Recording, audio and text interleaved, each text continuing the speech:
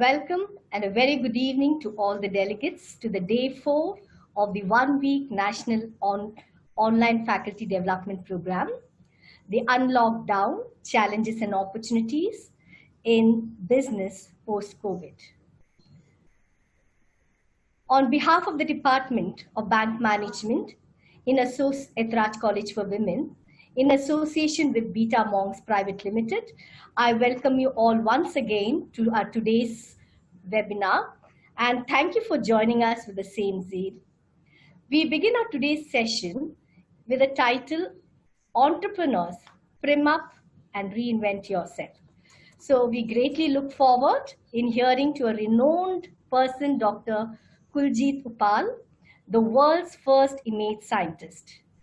I invite Dr. Nandini to do the honor of introducing our today's resource person.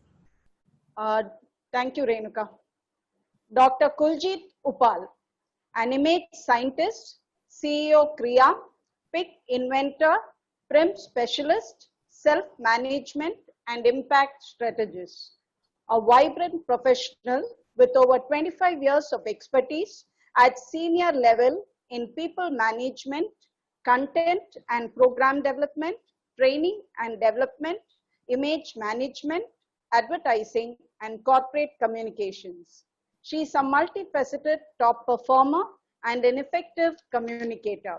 She has a PhD in image management, 3 master's degrees in diverse areas, and several other contrasting certifications to her credit. She has 3 decades of work experience in diverse areas like aviation, education, image management, information technology, advertising, and media.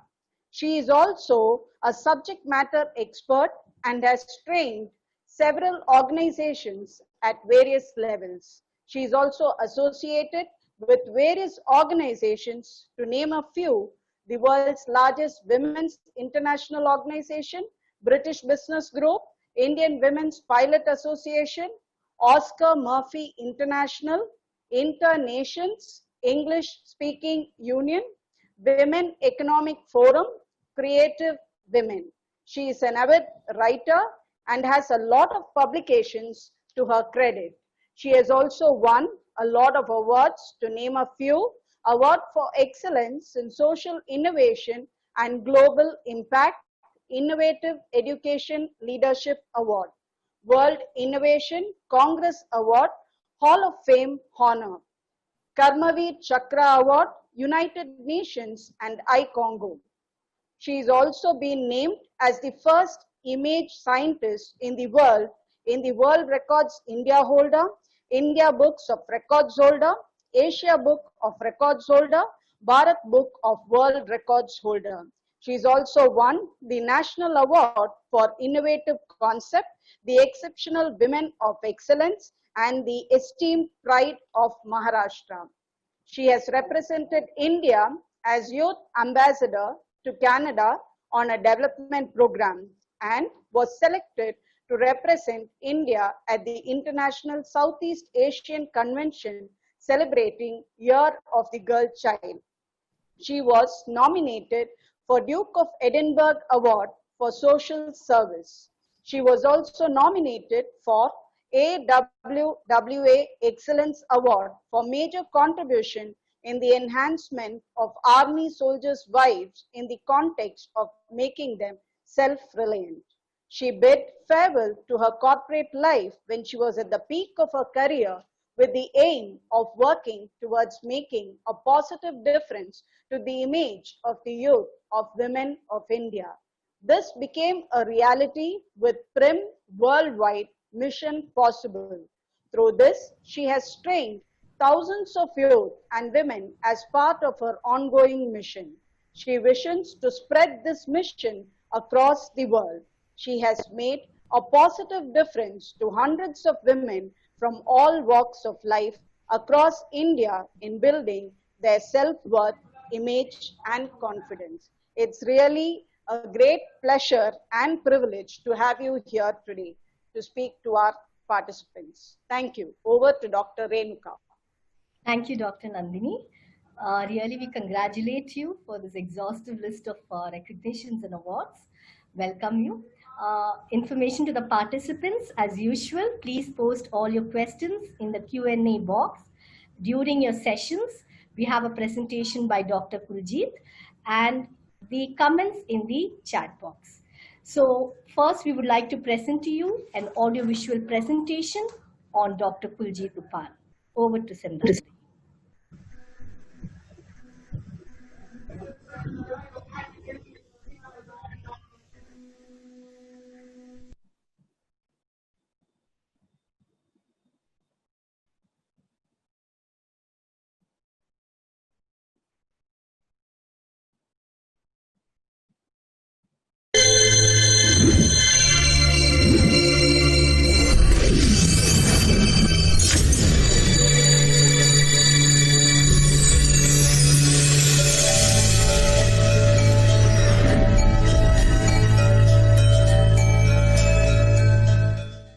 Dr. Kuiljeit Uppaal, image scientist and CEO for Krea, receives the Hall of Fame Award.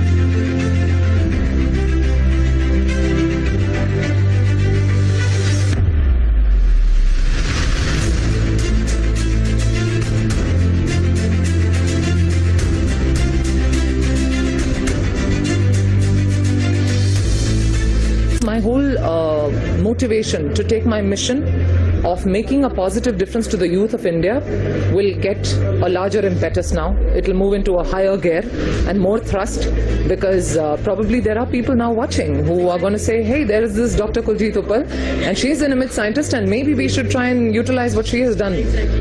So I would love to be able to reach out to every child in the country and be able to let that child feel good about herself or himself, and feel so empowered to be able to make that difference for herself in life. Any special message for the women out here? For the women, okay, being a woman myself, I know I'm going to sound a little biased. It's natural. But regardless, I think a woman, and especially an Indian woman, though I won't say only Indian, but we are blessed with the innate sense of care, commitment, concern, love. And I think we are the biggest examples of leadership with love. And I think if every woman who is hearing me or seeing me here reaches out and puts her hand on her heart and actually says, do I have it in me? She will get an answer. She does have it in her. All she has to do is take a step forward and actually embrace all the dreams that she's ever had in life. So if a person like me, who's just an ordinary normal woman, can do it, I think every woman can. So I think just understanding their own true potential is what I would request all of them to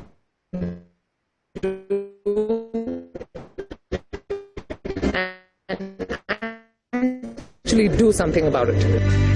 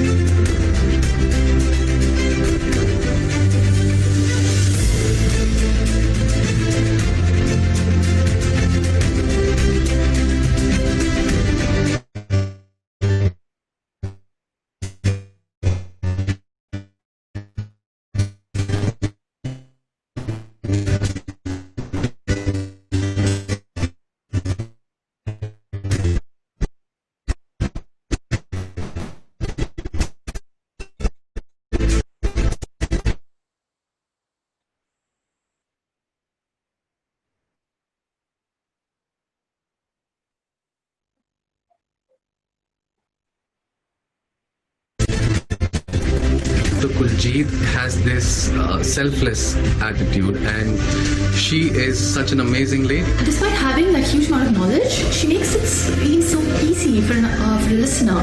But she has this amazing knack of taking the most complicated subjects and concepts out there and converting them into these simple bite-sized pieces that pretty much anyone can understand.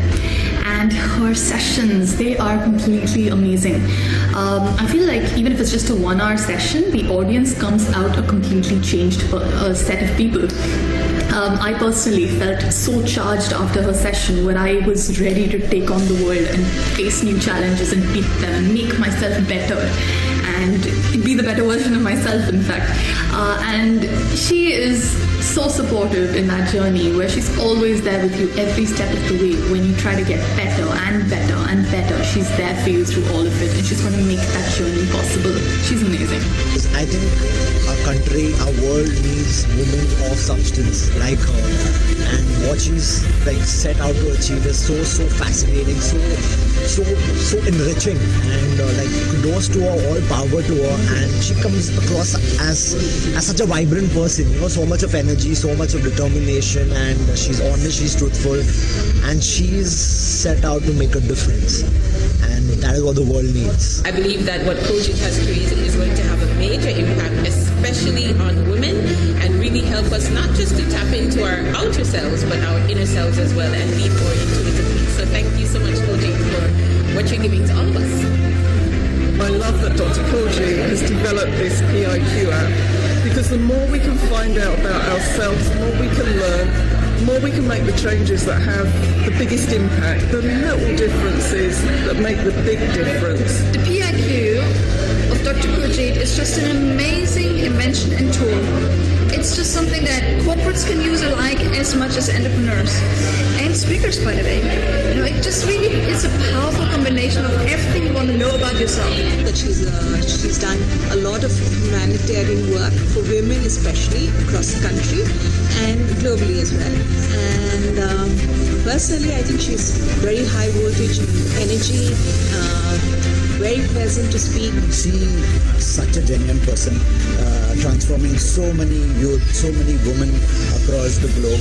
And it was pleasure meeting her, listening to her. And you know, I would say if there are 7 wonders of the world, if you have to see the 8th wonder, and that's Dr. Kuiljeit. You know, I feel blessed meeting her. An amazing personality.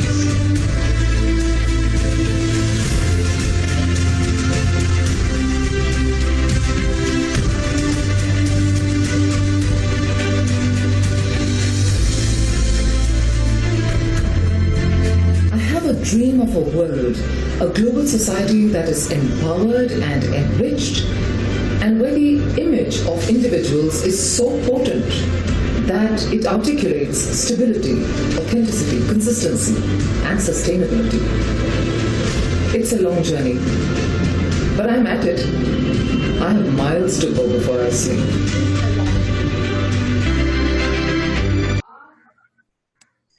Really a wonderful video on Dr. Kuiljeit, and over to Dr. Kuiljeit for the presentation. Thank you, and hello everybody. Thank you so much firstly for having me here, and I'm extremely humbled. You've played that entire, the video there, and such lovely words that have been shared about me. Thank you so much. It's an absolute delight, and I hope everyone is safe and everyone is well. So we shall start the session immediately, I think, without wasting any time. But before that, I think you've already seen a little bit of my journey in life, so I'm not going to be elaborating more. But probably I'll share a little bit in terms of the fact that you're all academicians there and you're all in the whole business of learning and teaching. So I think it makes a lot of sense in kind of understanding why did I go ahead with this whole journey called PRIM.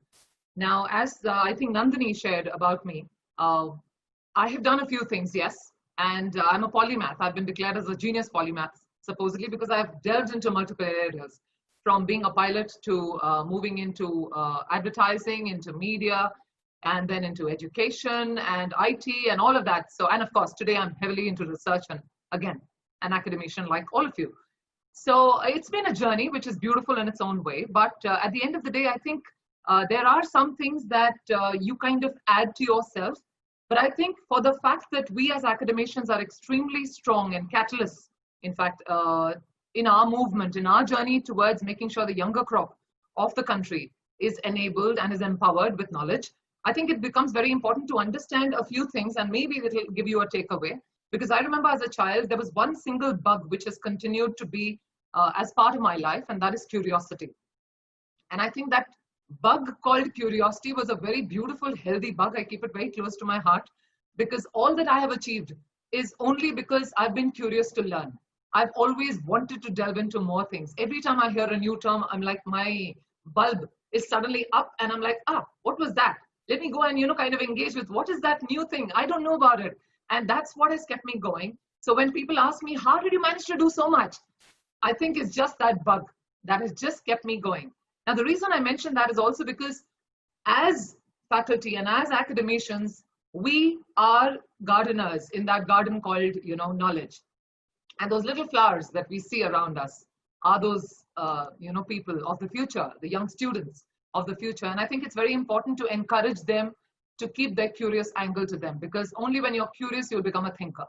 So I'm a very strong propagator for, never going into rote learning and, going by a very cliched way of saying, okay, just mug it up and, go ahead. Because I think the little that I have learned in life is that when you put whatever knowledge you've gained theoretically, you put it into action. That's when it actually determines how much you've actually understood out of that theory. So I think it's very important. And I'm glad that all that curiosity and, probably I also challenge the status quo often because of always wanting to say, no, fine. The book says that, but let me try it out and let me actually experience that. So I think experiential learning, which is now the order of the day, is also very important. And I think all of what I have achieved has been this, mix of all of these things of curiosity, that will and the desire to keep on learning, being an avid learner, being an avid reader of sorts, and of course for the fact that you have an environment that you build for yourself, which just takes you forward in your growth. And I think for the fact that most of you engage with wannabe entrepreneurs, I think it's very important that we engage with them on that spirit that you need to be a thinker. We've got enough people who give gyan, and we've got enough people who mug up. So I think the time has come that India calls for people who are thinkers now, who will take the reins in their hands and take the mission ahead. And I think you guys, all of you, are catalysts there. So my urge at the very start is firstly to just please try and develop more thinkers around. I think we really are running short on that. For many of you who may have seen the FICCI report 2013 in the summit that happened, they envisaged and believed that by the year 2030, India will be one of the youngest nations in the world. And out of the 140 million graduates in the world, 1 out of 4 such graduates would be a product of the Indian higher education system. So that makes our role even more, pertinent and even more important, because I think today as academicians, seriously, we are in one of the most important professions, because we are going to take that whole, journey of India forward in a certain direction. So I think it's a great time to, and I appreciate all of you are in a great place in one way, because you're actually going to be creating more entrepreneurs as you move along in whatever you disseminate in terms of knowledge. So it's a great journey and it's a great start. I think it's a new beginning in one way that we can actually look forward to delivering so much and so much. So coming to my journey in terms of PhD, now in those 30 years roughly that I had of corporate life in all of these 5-6 industries that I mentioned, I realized that there was this one common denominator that pretty much was applicable to not just freshers who had joined the industry, but also people who were like 6, 7, 8 years in work experience, or even more sometimes. And that common denominator was the lack of presentation skills, the lack of communication, the lack of confidence in being able to bring out what you already know in a convenient and as well as a very confident manner across the table, and million such things. Now, while it kept nudging me, I think they reached a stage when I said, okay, I've got this calling, I need to do something about it. And I think for the fact that I've always had a scientific bent of mind, also being a pilot probably, more of the physics and maths element, I think I've been very scientifically driven always in my life. I realized that I will not go the way of a copy paste, which is the most easy thing today for most people to do, to just go to Google and copy and paste and create some curriculum and give it across. So I said, no, I'm not going to do that. If I have come up and this is bothering me, I need to nudge that little curiosity one more time and say, let me go the scientific way. And that's what got me into my PhD so late in life. And there I was doing my research. And as I went along, I realized that this area had never, ever been looked at academically. So this was a new thing completely. And as luck would have it, I was at ground zero starting. So I went into the in-depth of psychology, sociology, anthropology, semiotics, design, aesthetics, mathematics, statistics, and what have you. Anything and everything, and started right from the scratch and created the entire science of PRIM, which is the acronym for Persona and Image Management. And that's what I've created. And I'm very happy that I did, of course. But I never knew that I'd be the first one. It just happened organically. I'm very happy that an Indian has managed to do something really nice for the country. And I've, sort of created that little stamp globally that, okay, fine, it's an Indian who's got the subject on. So I'm happy that I was able to contribute there. But regardless, now that the subject is done, it threw light on a lot of gaps that emerged out of the study. That there is a huge, huge lacuna right here on the various elements of PRIM. And I'm going to keep using the word PRIM because that is the acronym, as I said. So I will, of course, share as we move along what exactly is PRIM and what are the nuances of it. But that was my journey in terms of the PhD. And then I moved along and did a few more things. I'll probably take a few slides across and share that with you so that you all have the benefit of understanding that journey a little more. So I shall just share my presentation, which just has a few slides, like I said. Okay, so this is today. All right, so here, this came along, the PIQ. You've heard of IQ and EQ, I'm sure most of you, intelligence quotient and emotional quotient. So I created the world's first ever PIQ, which is persona and image quotient, which of course has been mathematically tested, and it's a whole statistical tool today, which is a great way, it's a great way to enable yourself to understand where do you stand as of today. Where do you stand on the various elements of persona and image? So it's also a reckoner of sorts. It'll take you in your journey forward because you'll know now where are the areas where you need some improvement, and you can, kind of work on that. So that's something that I have worked on, and I'm very happy I've done that for the world now because there are people doing that.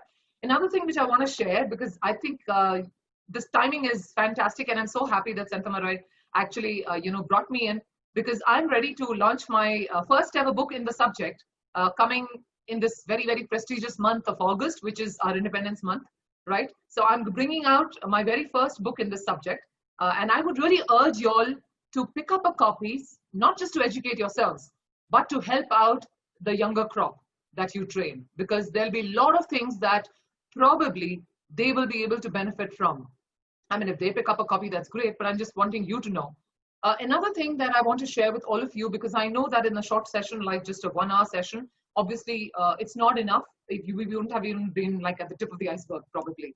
But it's good if you can keep in touch, and you can always feel free to reach out to me on any of the courses. I've built online courses now with regard to PRIM as such, which is a holistic thing, and impact boosters, which are just short one-time kind of courses, which will talk about various topics, just really short, but very, very impactful and powerful.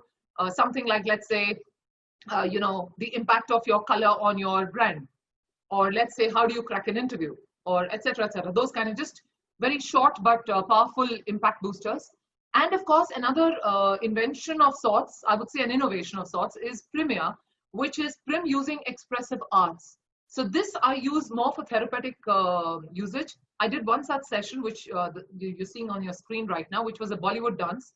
So I engage with people who have mental as well as some kind of physical issues probably, or sometimes just people suffering from stress. So I engage with them on music, dance, singing, art, painting, and all sorts of expressive arts. So this was a session, of course, that was done for an international audience of about 45 odd people.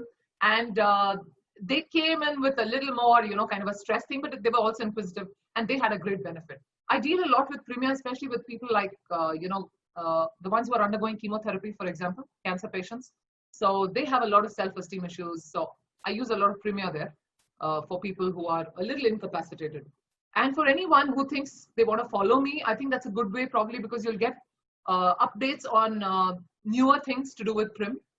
So you can engage with me on Facebook or Insta or LinkedIn, or even for that matter, YouTube, which I've recently started. I've started putting out more, videos, but I plan to have a whole training series coming around very soon. And I do a lot of Facebook Live. So you can make a note of my name. It's slightly weird in spelling because it's been numerologically worked, but regardless, so you can follow me. All right, so that's enough about me. And I think now it's time to move into the session. So let's talk about life in COVID times. And I know all of us right now are reeling against various odds. Never ever did we ever expect to see a global catastrophe of this kind come and hit us. And it has changed our lives hugely. I'm sure all of you are facing all sorts of things. You've never been cordoned away in your homes for so long, right? None of us have. And so that provokes me to ask you a question. How do you think your future will look? Think for a second. Would you be struggling away even in regular winds? Or do you think you will create your own sunshine even in the severest of storms ahead? Think. Maybe you've never thought about it. But I think some of us have, or some of us at least have question marks, which is a good starting point. I think it's a great thing to start analyzing, what do we do ahead? What's the time ahead for us? And I think it's great that we have started thinking. And so, do you want to be a victim or a victor? I think the time has also come to understand that. Do you want to just kind of feel buckled and completely, put into a forbidden zone that, oh, I can't do this, I can't do that, and can't goes on? You want to play the victim card? Or do you want to say, it's okay, it's not just me, there are millions across the world who are going past all of that. So let me come out victorious out of this. What is the best way that I can be victorious in my own way? So I have something that I want to share with you before I move into the PRIM part, because this is a very integral part of PRIM, which also talks of you as a person, internally, what you are. And I think the time has come for us to start believing that we can be warriors. And the time has come for us to unleash our potential, our true potential from inside.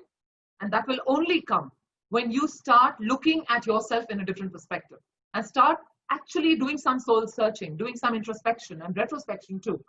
And for that, I would want to lead you to a little room, okay, a room that has some magical weapons. And if you pick up some of them, I think you might just make your journey a little more easy for yourself.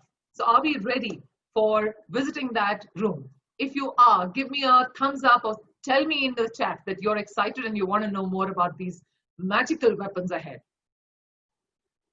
Great, fantastic. So I'm seeing you guys with your energy. Great, so you're engaged. All right, so let's just move on to be able to kind of see what are those magical tools, and I'll read them along as we move along. Okay, but before we do that, just remember, this is the time for you to amaze yourself with all the inner strength you have and all the indomitable outer power you have. Okay, so you need to understand, what is a warrior all about, right? Because when we're talking of being a warrior, we're talking of a person who leads from the front, right? He's got all his ammunition right, he or she, whatever. Right now, I'll just talk of he or she, whichever. Don't take it either ways, because I'm sure it's a mixed bag sitting out there. So we are talking about somebody who's motivated to lead from the front and leads the battle and has a war cry that says, I'm only accepting victory. There's no looking back. I'm going to make this work for myself, right? So if you have all those kind of feelings from within and you're energized, then you're the right warrior. And if you aren't, it's okay. You can still build yourself. So let's look at the different things that you can do for yourself. Okay, here we go. Gratitude, values, love, patience, encoding, passion, resilience, determination, faith, balance, empathy, focus, harmony, contribution, proactivity, acceptance, self-reflection, commitment, positivity, fitness, and many more. Many more. So now these are the weapons that you can pick up for yourself. I think these are the times when you need to feel gratitude for what you have. You have a life, you're breathing, you're fit and fine. So I think first thing is just having a lot of gratitude for the situation right now. I think it's also taught us patience. If anything else, I think the COVID times have taught us a lot of art of survival, various things. The art of patience, the resilience. And I think that's great, because this is the fundamental truth of us as human beings. And I think we've lost it in the rat race for years that we've kept going. And I think somewhere down, we've kind of become a little more slow-paced, which is good. It's time for self-reflection. It's also time to give a lot of love and feel the love, because I think whether it's not just for human beings, but for the world, for nature, for animals, for God's creation, and to appreciate every single thing around you and respect it in the way it is. This is also the time for focus. Because until you have a focus ahead, you will never be able to get to your destination. And I also urge, my personal thought is, you should be very rigid when it comes to your goals, but you should be flexible in the way you reach them. Because, you know, winds will blow you to the left and right. So if you're not constantly varying yourself, you're not being flexible in those winds, like right now, COVID is teaching us to be a little flexible to the times, right? But you shouldn't lose sight of being rigid with your focused way of reaching your goals and your ambitions ahead. Don't lose sight of that. That is very, very important. In the middle of all of this, your values take a lot of importance. Have you ever asked yourself, what is your core value? What are the things that are really close to your heart? What is it that you resonate with? For example, I have done my own exercise, and I urge you, if you can, you know, for yourselves, at least write 3 top values that you really, really believe that you are so close to, that make you operate and that make you the way you are today. For example, if I have to count mine, I would say excellence, integrity, harmony, commitment, logic, creativity. These are the core values that I feel very, very close to. I know that my decisions are controlled by these, you know, values that I respect. These are my core foundation, my building blocks. This is the time to ask yourself, what are your building blocks? Most of us don't even bother to understand. What is the core thing that is so close to you? Because you will realize that when your core value is respected, when your core value is being taken care of, you are happy. Your decisions work out well for you. Let me give you an example. If I, for example, am told to just do a job, you know, and just do a job, a quick sham job of something, I'll probably not be very happy. Why? Because excellence is one of my core values. I want to put my 100% into everything I do. You've seen my story, right? If I've achieved so much, it's also because I've given it my best, my 100% in everything I do, right? So I may do the job if I'm, you know, told by gunpoint, you know, you have to do this. I'll do it, but I'll be unhappy from inside because I've not been able to respect my core value inside. I've not been able to be excellent in what I've done. Let me give you another example. Integrity. I can't stand liars. You know, I'm a person who likes to be very truthful. If I'm committed, I will honor my promises. That's the way I am. It's very close to me. I'm disciplined. I'll make sure that I stick with my principles. They're very important to me. So if somebody asks me to sacrifice my principles, if you put me into a room which has a bunch of liars, I will run a million miles from there. That's because it's clashing with my core value system. So that's why I'm urging all of you to understand that your core values are something you need to identify today, because your journey ahead in fighting the post-COVID, you know, action, whatever is your vision ahead, if you haven't done this, that's fine. You may be already aware, but you've never really consciously written it down. Write it down. What are your top, let's say, 3 or 5 core values that are very close to you? This is the time to understand them. Encode yourself. If you've had all sorts of negative thoughts, oh, this is not going to happen, my life sucks, you know, things are just not working out, I'm unhappy, my family's unhappy, things are never going to work around. This is the time to say, you know, to that negative committee that sits in your head, tell it to shut up and sit down. This is the time to make yourself positive and think of the way forward, because this is the only time that you can actually reinvent yourself. That's why we're talking of the session today. We are reinventing you. All of that baggage that you had in the past, keep some of the good things that help you to move forward, but please discard all that baggage that is of nonsense value. This is the time to make that happen. Be empathetic, be committed to yourself and to people around you. People are watching how you're, as faculty, as academicians, what is it that you're going to give to the people who look up to you? And you have 1 million students who look up to you. So this is the time to be empathetic to them. They may be having tough times in their homes. You need to reach out to them with love and with empathy and be compassionate in whatever you do. Be committed to make sure their journeys become very successful, and accept whatever's happening around you with humility, because these are trying times for all of us. But that doesn't mean we can't be determined. We have to be determined in whatever we do, right? And we have to take a step forward. Be proactive in whatever you do. And try and keep your sense of logic and creativity together. Harmonize yourself. Like they say, work and, you know, your own personal life, that always has a balance. Similarly, in whatever you do, try and keep a balance so that nothing is really ignored as much as possible. And of course, this is the time to contribute. And I don't think other than probably the doctors and the nurses and all of those people who are the COVID volunteers who are doing so much, the COVID warriors, as I may say, we are also contributing in our own way as academicians, and we are making humongous contribution here. So that's a key thing which I think is going to be realized in the future in a very strong manner. We've always been there. We've always been there. But I think this is the time where the world will start acknowledging your presence far more than ever. And of course, if you have to be a warrior, you need to be fit, my dear friends. So you need to ensure you eat healthy, stay fit, make sure that while you're in this lockdown period, even now, some places have opened up, but some places are still under lockdown. Ensure that you stay fit and absolutely raring to go, okay, for all the times ahead, because there's a long journey that's ahead with you and the students. We need to remember adversity will make you discover your inner strength and also bring about creativity. All of the times that inventions have happened have normally happened when there have been challenges in life, when there have been adversities. And this is the time for you to not just reinvent yourself, but also look at the way you are dealing with certain things in terms of your training processes, or how you're reaching out to students, or how you're kind of answering questions. What are the kind of things you do? What have you been doing in the past, and what is the future ahead? So I think this is the time to start thinking and build communities where you can all brainstorm together and have these thought showers that will lead you to your journey ahead. But it will not happen just like that. You need to take that action, right? So you need to be proactive to be able to move forward in that journey and bring about a very creative solution ahead. All right, so this is what I had to share in terms of life in COVID times. So basically we are talking of how you can survive, revive, as well as thrive. All right. So let me also now share about my journey ahead, and let me stop sharing the screen now and interact with all of you. Right. So when it came to what are the kind of actions I, as a person from, an organization, or even as an academician, let me say a merger of both. Okay, so what are the kind of things that typically I would urge you all to do? Maybe I'll share my journey. There may be some takeaways in my journey that you may want to implement for yourself. So the first thing I think all of us have realized that this is the world that is going digital now. So the first thing is understanding that there are changing times.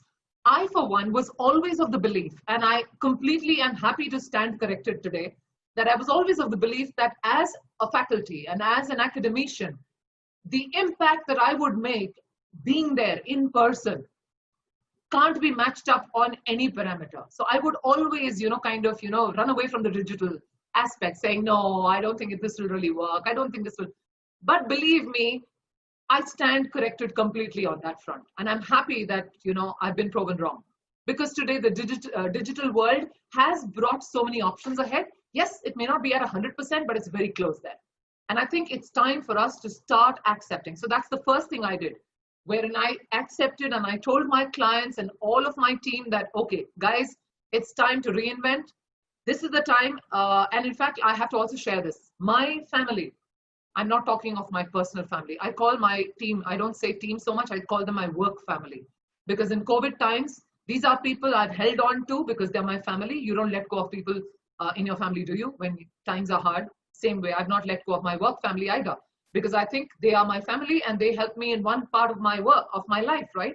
My entire work is taken care of by them. So I was very clear that I had to be showing the faith from the front as a leader, as their boss, supposedly, as the head of the family, and give them the faith that I care for them and I have the faith that they will stick around. And as a family, whenever we put into situations, don't we just kind of come together and we brainstorm and say, okay, fine, it's a tough time. What do we do now? So we brainstorm. So similarly, we kind of brainstormed and said, okay, how do we deal with our revenue? How do we deal with this crisis right now? So we just said, okay, let's get into this thing of imagining that this is a lean period going on, and business always happens in ups and downs, right? We all know that. So this is a lean period that's going on. And so we will take cuts in our own way. What is the best thing we can do? So I said, okay, I'm not going with any salary. I'm going completely on a zero.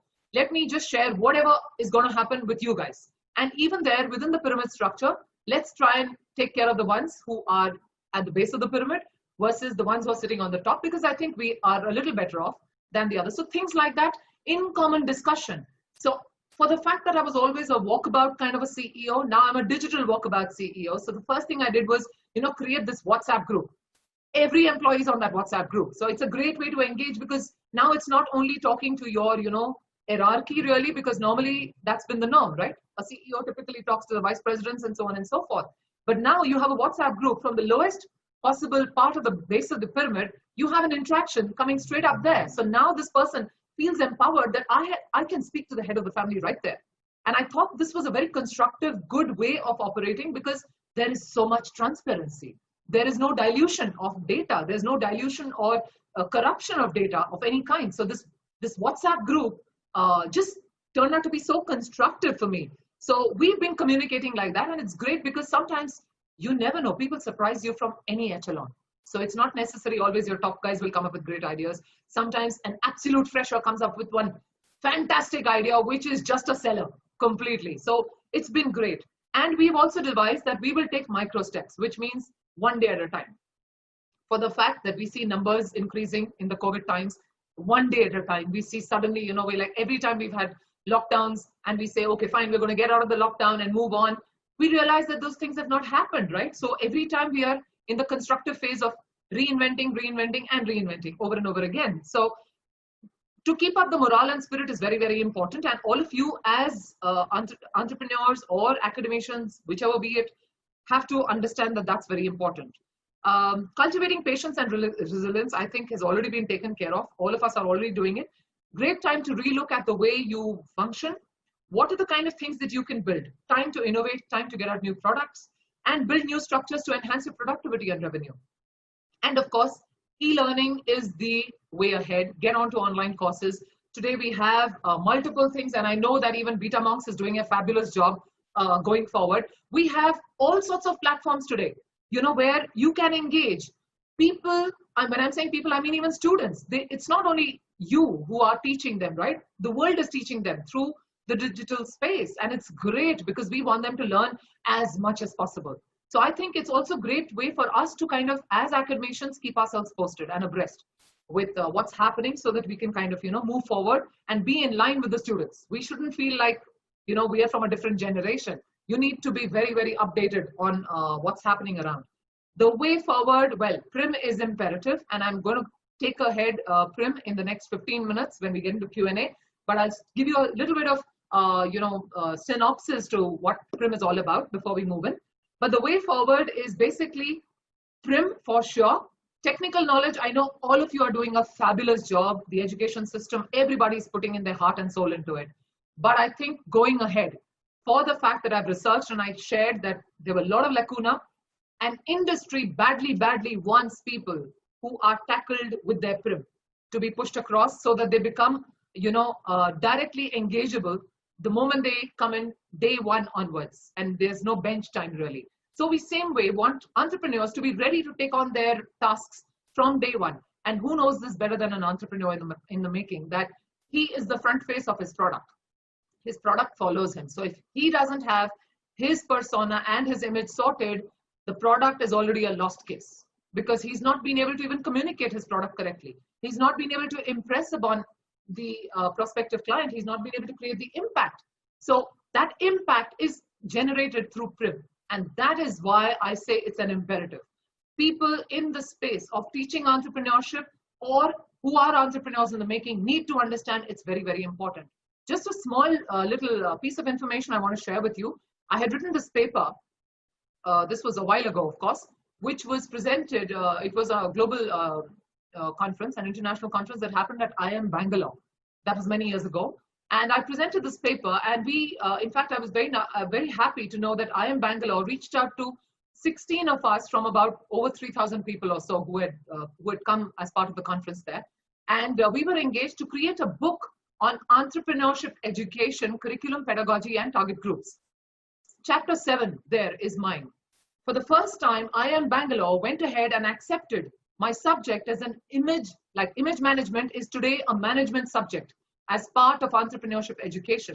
I wanted to share this with you. I mean, you could pick up a copy probably of that book if you ever want to, but today it's actually an accepted norm that it's part of a management training. So it's very important that you engage and understand what the subject is all about. So what is now PRIM? Coming to that part. let me just quickly tell you my definition of what PRIM is so that then we can get into more questions, and I'm sure it will initiate a lot of questions from your end.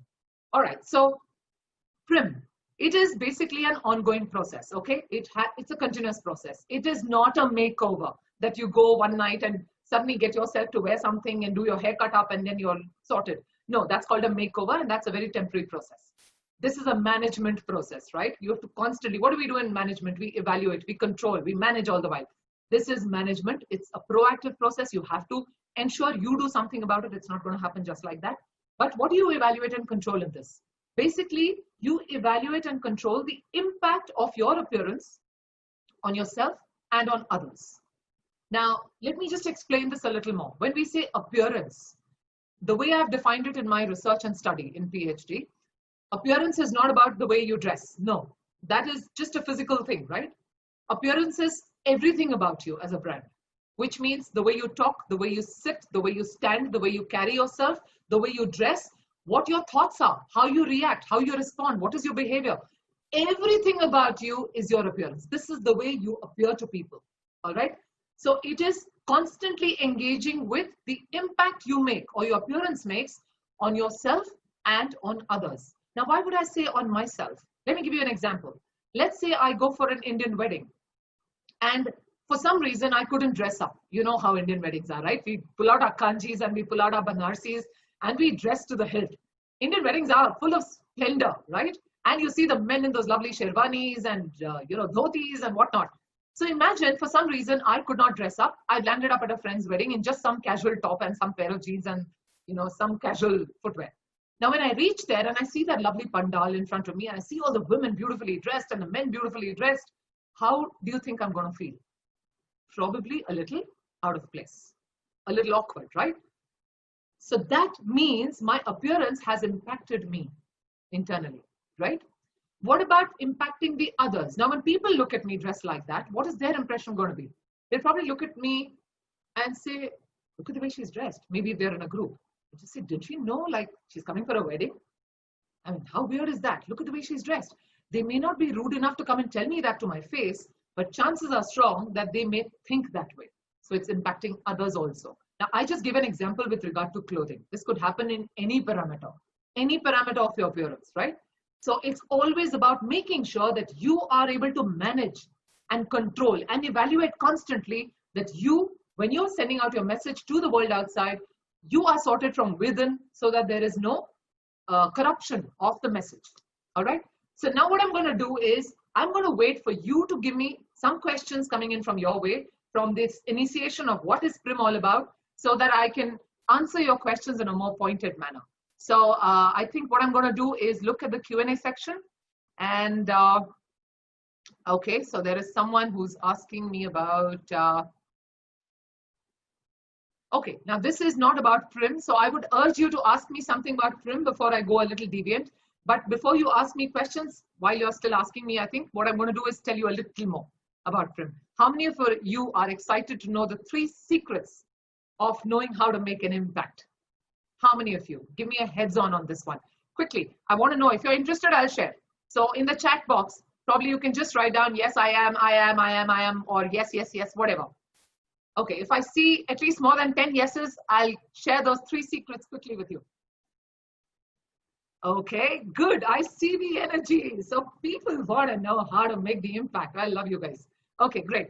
So here we are, the 3 quick hacks of making an impact. All right, the ABCs. Okay, A, appearance, B, behavior, C, communication.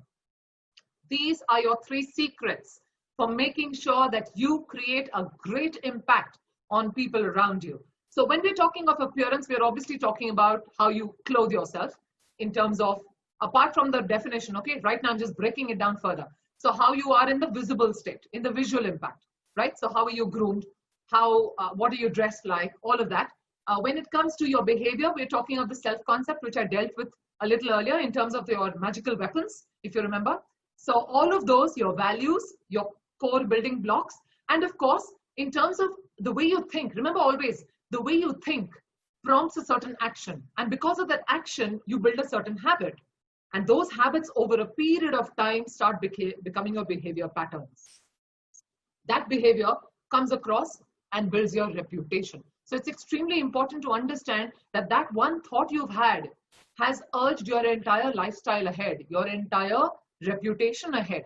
So be very careful with the thoughts you engage. Now, those thoughts provoke the way you behave, like I said earlier, right? And that also kind of controls your etiquette, because etiquette is all about your manners. How do you deal with people? Do you give them respect? How do you talk to them? How do you present yourself to them in the way you bring out your thoughts? In terms of your communication, we're talking of both your verbal as well as non-verbal communications. And it's very important because today it is a world where there is a common language that is being used, okay? Unfortunately or ironically or fortunately, whatever you may call it, but the fact is, more than often you'll end up speaking in English. And somewhere down, I think the youngsters have to understand that. It's great to have knowledge of your local dialects, because I think that is what Indianness is all about, and I love it. But at the end of the day, when we are looking at the global platform, you need to speak in a language which is easily understood by the others. So ensure that you have your English communication up and about, because it will help you in the long run. And this is a lesson for all the students whom you're going to teach, because at the end of the day, it's very important for them to understand that it's very, very important. So,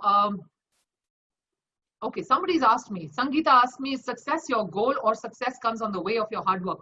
I completely believe that success for me is a journey, and what you achieve in small milestones are probably part of your successes. Success can mean a million things to a million people, right? For somebody it's peace, for somebody it is money, for somebody it's fame. For me, it's an ongoing journey. I've always believed that I never lose. I always win. I either learn or I'm winning, right? So I'm not losing. So my success journey is all about that. And that's why it's a journey. It's not just a one time, that, okay, I'm there. My milestone is a micro success of sorts, if that helps in understanding.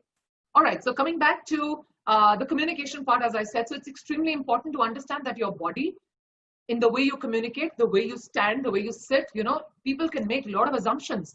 For example, if I'm going to say, hi, how are you? And, you reply and say, I'm okay. Do you really look okay when you say that? No, you don't. The eyes are extremely vibrant. They catch signals, right? So your body is not showing that, you're okay, and nor does your voice. The tonality of your voice doesn't show that. So there are a million things on the 6 elements of PRIM, and I've quickly count them up for you. When we are talking of these, what I just split them down into the ABCs, the 3 secrets, I actually gave away my 6 elements of PRIM. So those for you who want to make a note quickly. So we're talking of your self-concept, which is the core beginning, your inside value system. Then it comes to the outside, of course, in the way you behave. So your etiquette and the way you deal with people. You will say something. So your verbal communication. You will use your body in a certain way. So body language comes in play. And of course, your second skin is your clothing. So clothing is a very important part also of the way you create an impact on people. All of these put together will create an amalgamation of what you believe about yourself, what you plan to, demonstrate to people in the way you project your image, and also what people or the perceiver believe about you. So this amalgamation together will create your impact, will create your PRIM. And always remember, my dear friends, you never get a second chance to create your best impression, right? Your first impression. So you have to make sure that it always is taken care of. Renuka, how long does it take to imbibe a good behavior in ourselves? Well, I don't think there is a parameter that you can set, because in fact, if you take your PIQ, which is what I spoke of, the tool, you have to first evaluate where you are. Only then can you determine your destination point, right? For somebody, the journey is a shorter one. For somebody, it's a little longer, because it depends how much is the baggage you're carrying around for yourself. So you need to ensure that all that behavior pattern is well resolved. But I would say, largely speaking, within about 3 months, you can pretty much get sorted out on almost all the 6 parameters of PRIM. Any other questions? So let me go to the question and answer.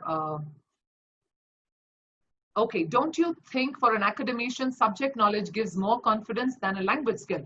Oh, yes. Okay, now, firstly, please understand, it's not one versus the other. How are you going to communicate subject knowledge if you don't have a good language skill, right? I have come across some, and I'm training a lot of academicians, by the way.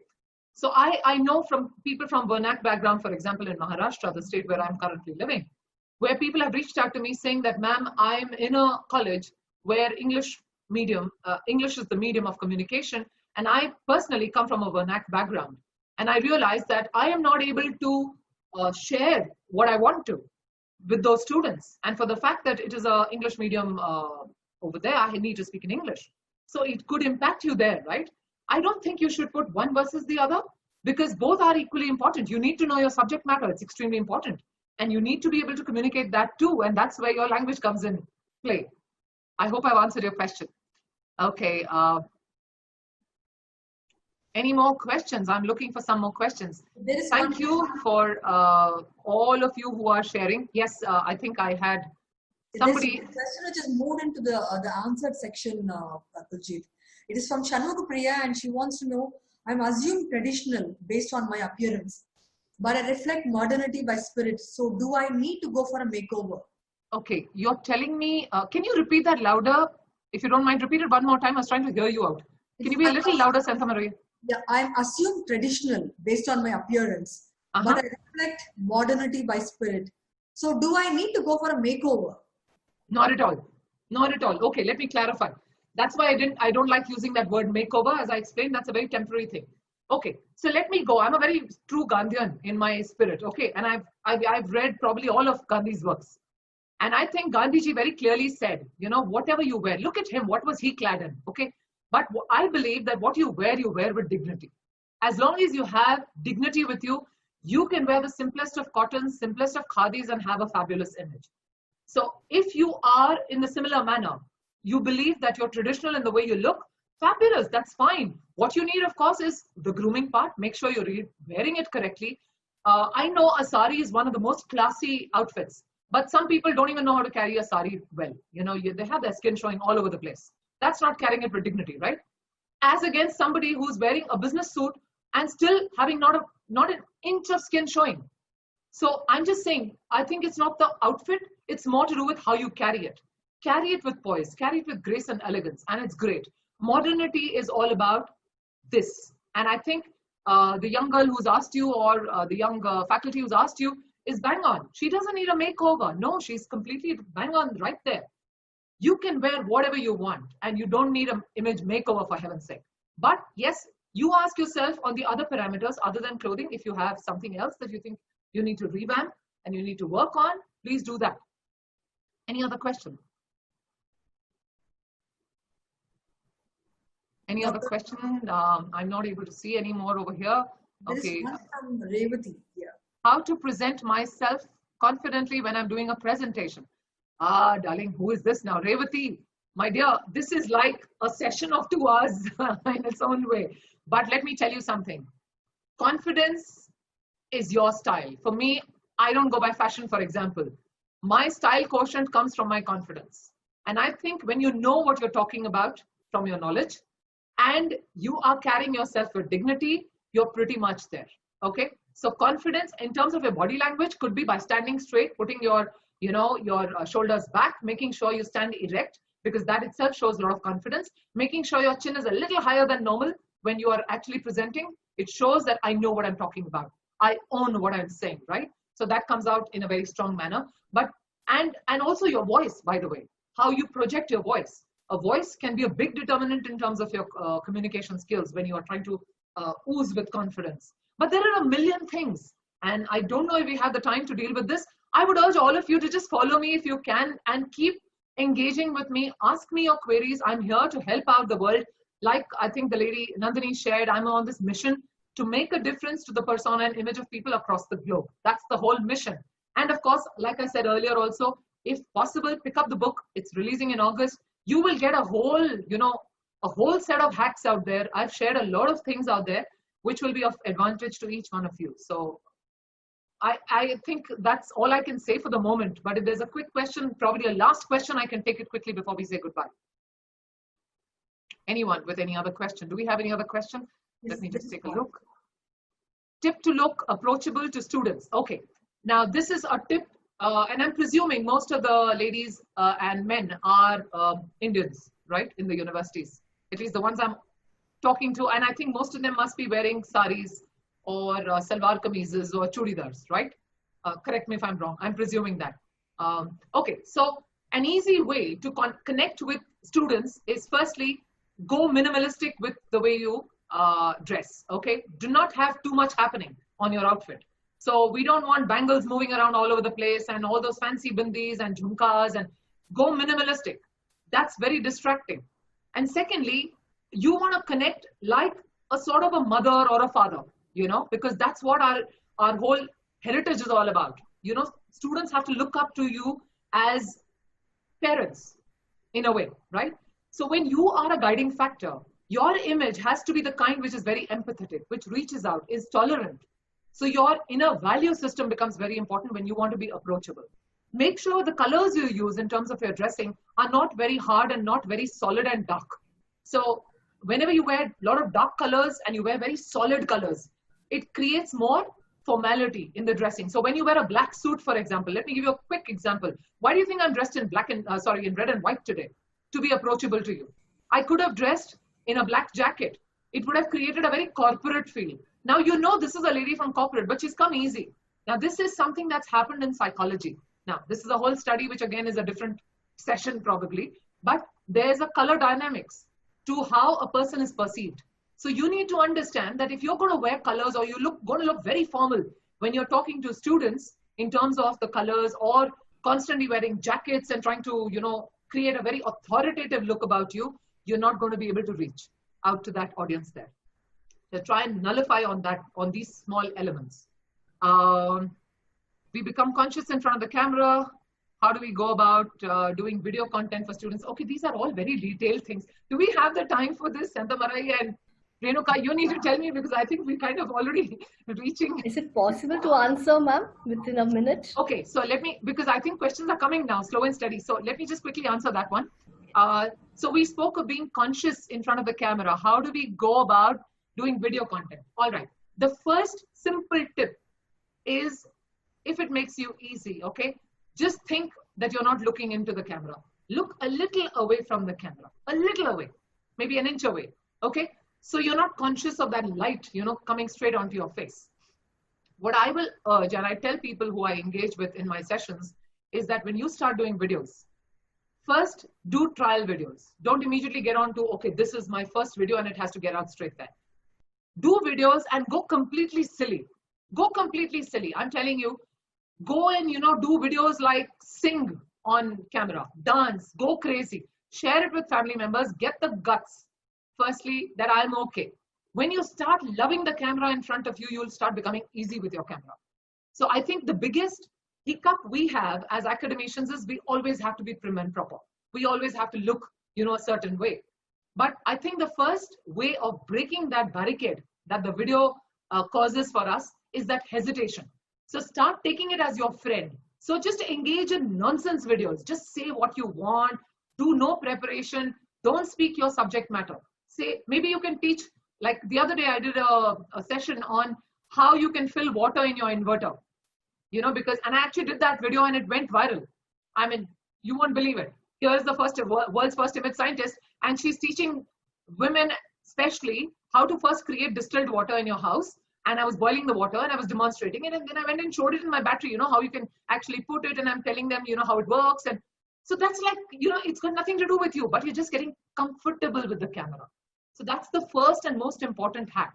Second thing is, don't be conscious, you know, because I think you're telling yourself, now I have to do this because this is going in a permanent mode.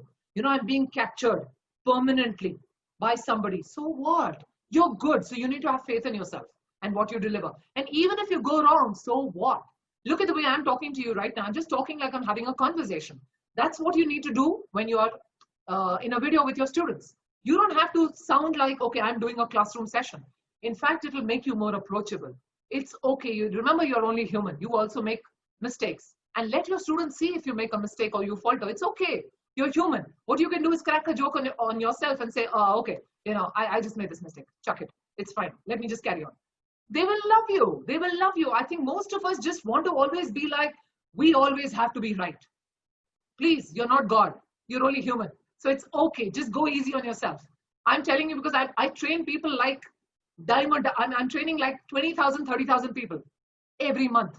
And I falter a million times and I'm perfectly fine with my imperfections. I think you all need to do that too. All right, I think I kind of have answered that. And I have had a blast with all of you. I hope I've given you some takeaways. I know the time is short, but in whatever time we had, I hope that you've been able to reinvent yourself. And please ensure that you are on your journey for making sure that you have PRIM your way, which was persona and image management. Start your journey today. Believe me, you will have a changed you. And I think you truly deserve it. Thank you very much. Thank you very much, Dr. Kuiljeit. Today you made us sit back and self-analyze ourselves and understand our core values and appearance. So really thank you for the good takeaway for all the academicians today. My pleasure. I call and invite my dear colleague, Mrs. Anupama, to extend our gratitude to the resource person and update us on our tomorrow's session. Thank you, Renuka ma'am. Good evening. It gives me immense pleasure to thank on behalf of the Department of Bank Management for the faculty development program, the Unlock Down, in association with Betamonks Technology Factory Private Limited on the topic Entrepreneurs, PRIM UP, Reinvent Yourself. The session was a very encouraging one and provided an opportunity to look into oneself, to reinvent one's own capabilities to flourish as a successful person in their life. I thank Dr. Kuiljeit Uppaal for such a wonderful presentation. With this, let me conclude the session and see you all tomorrow at 4 p.m. for the Day 5 session by Preeta S. Priyadarshini Naidu, Chief Executive of Rich Monda Technology, a successful woman entrepreneur. So let us look forward for an enlightening session tomorrow. Thank you all. Thank you very much. Thank you. Thank you so much. Stay blessed. Thank you. Bye.